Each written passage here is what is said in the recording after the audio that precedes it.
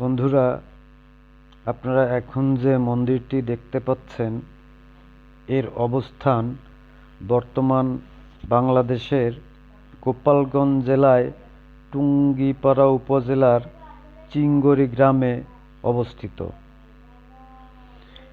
এটি দৈর্ঘ্যে প্রস্থে খুব বেশি বড় না হলেও এর ইতিহাসটা অনেক বড়। আমি এর ইতিহাসের সংক্ষিপ্ত রূপ আপনাদের মাঝে তুলে ধরার চেষ্টা করছি মাত্র। আমাদের এই মন্দিরটি খুবই জাগ্রত। এটা আমাদের পারিবারিক একটি মন্দির।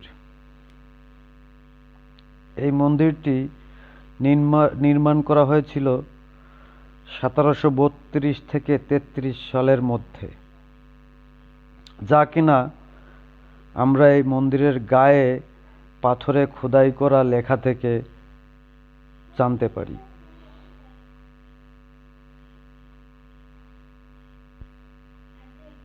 পাথরে খোদাই করা বিভিন্ন দেবদেবীর মূর্তি এই মন্দিরের চার দেয়ালে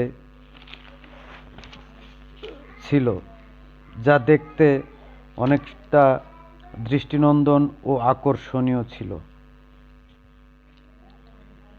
এর মেঝেতে ছিল মার্বেল পাথরের ব্যবহার। টুঙ্গিপাড়ায় এত সুন্দর, এত কারুকার্যমণ্ডিত আর কোনো মন্দির ছিল বলে আমার দেখা নেই বা এ পর্যন্ত দেখিও নাই। নতুন করে চারপাশে বিভিন্ন ভবন নির্মাণ হওয়ায়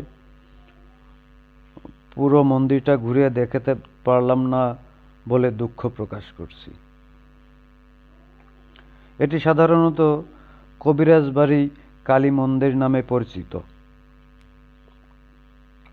দুঃখজনক হলেও সত্য, 1992 সালে বাবরি মসজিদ বা রাম মন্দির ইস্যুতে কিছু সংখ্যক বিপথগামী লোক এই সুন্দর মন্দিরটির ব্যাপক ভাঙচুর চালায়। হামলাকারীরা পরিকল্পিতভাবে মন্দিরটি ভেঙে ফেলার চেষ্টা করে এবং ধ্বংসযজ্ঞ চালায়। 92 পরে ভাঙ্গা মন্দিরেই প্রতি বছর মায়ের পূজা চালিয়ে আসছিলাম।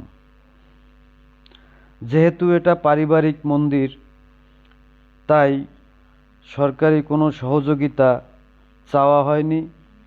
এ কারণে সরকার থেকে কোনো সংস্কারের জন্য সহযোগিতা পাওয়াও হয়নি, আর চেষ্টাও করিনি। দীর্ঘদিন পরে 2025 সালে আমার নিজ উদ্যোগে মন্দিরটি সংস্কারের জন্য চেষ্টা করি, যা বর্তমানে এইরকম একটা রূপ দিতে সক্ষম হয়েছি।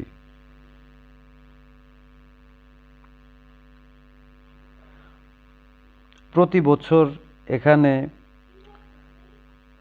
শ্যামা মায়ের পূজা হয়। শ্যামা মায়ের পূজা সহ অন্য অন্য পূজা, যেমন নারায়ণ পূজা, লক্ষ্মী পূজা, সরস্বতী পূজা,